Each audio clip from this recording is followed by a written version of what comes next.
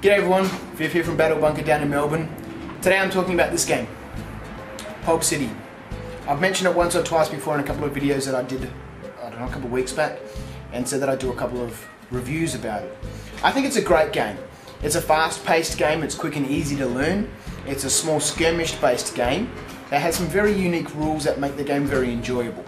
It's an activation-based game, where I'd have one turn with one of my miniatures, then my opponent has one turn with one of his miniatures. And in any given game round, we go back and forward until all the action points have been spent and neither of us can do anything. Let's have a look at some of the things we'll need to play the game. You can get a copy of the game guide off of their website. It's www.pulp-city.com. This is a printer-friendly version of that same guide. There is a full colour guide as well, where all the backs of the pages are red or black, etc. The game guide's quite well put together, it's very well designed. It covers all the basic rules that we need to be aware of to play the game. Team composition, encounter level, the different sorts of traits that people can get, the different skills, strength, defense, energy, agility, mind and spirit. It explains how all the game mechanics work. Now they do have a full rulebook coming out later this year, full colour printed rulebook with background information, updates to some of the rules, etc. But this game guide is sufficiently good to get you started playing the game. Now, as I said, it's free and off of their website. There's a link to it on the main page there. In the back of this game guide here, it also talks about a component the game has to it called agendas. Agendas allow you to play a game with a submission, so to speak, that either the heroes or the villains have to achieve. They both have their own agendas, and they supply you with cards here in the book which you can print out to cover those agendas. So that's what I've done here with my cards. I simply printed them out and then I made another little card about the same size to make a little back for them so that I can have a nice little card. So far I've got the rulebook off their website. It's given me all the agendas that I can use to play in a game. It also includes resources. Resources are different sorts of equipment or devices, etc. that I can give to one of my Supremes, or to my team in general.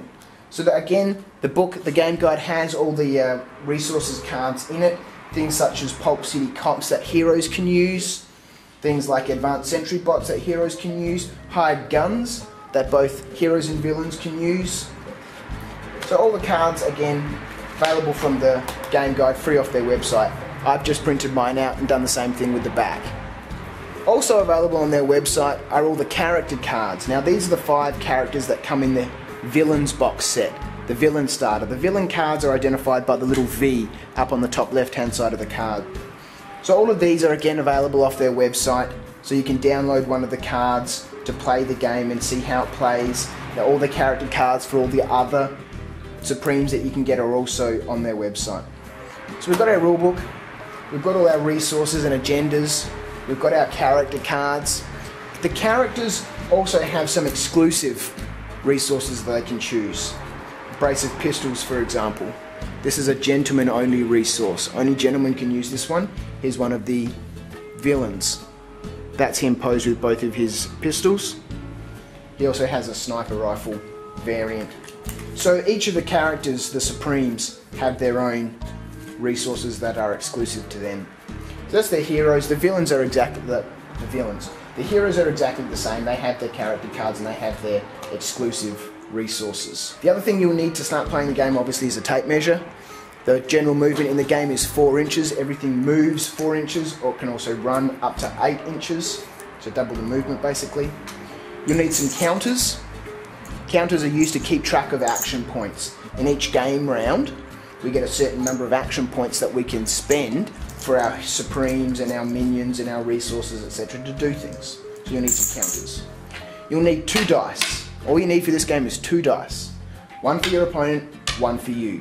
Everything in the game is always based off of an opposed roll. So I roll a dice, my opponent rolls a dice, and the influence of those will determine the outcome. So we need only 2 dice. And it's handy to have a little whiteboard marker, because on each of the cards for the Supremes they take a certain amount of damage. In some ways I suppose it's similar to the War Machine cards. And every time Nuke takes damage I mark off a box and slowly keep track of his health. So I have the rule book, I've got all the cards, I've got the tape measures and dice and counters, then I need some miniatures.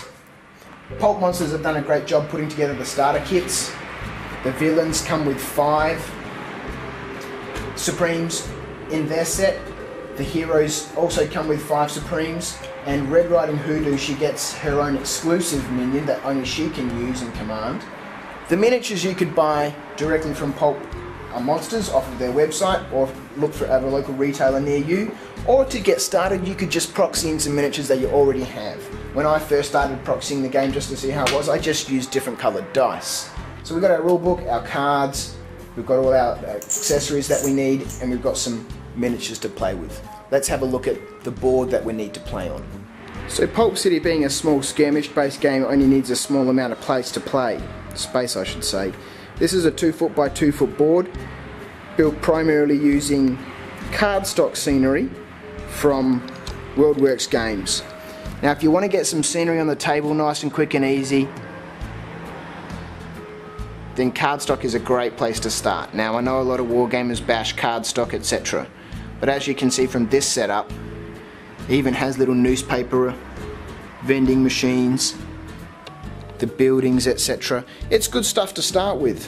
One thing I love about cardstock is that it's fully detailed on the interior. Now if you're a role player and you want to make scenery or get hold of some stuff for a campaign, then cardstock is the best way to go. And one thing I love about this, as I was looking at this was dropped in by one of our club members who actually designs for WorldWorks. The computer here in the office has YouTube on it. So the scenery printed from cardstock. Little 2 foot by 2 foot area. Now all the accessories I've got here, all the lamp posts, the newspaper vending machines, the rubbish bins, the light poles, they're all removable so I can move them around. And that's important because we can interact with all this scenery in the game. We can throw it around, we can destroy stuff, we can smash the buildings, etc. if it is going to be useful for us to achieve our mission or do some damage to somebody. Okay, so that's all the bits and pieces that we need. The miniatures, the cards, the accessories, and a little table to play on some scenery. In the next part we'll get into some of the game mechanics. Thanks for watching guys, see ya.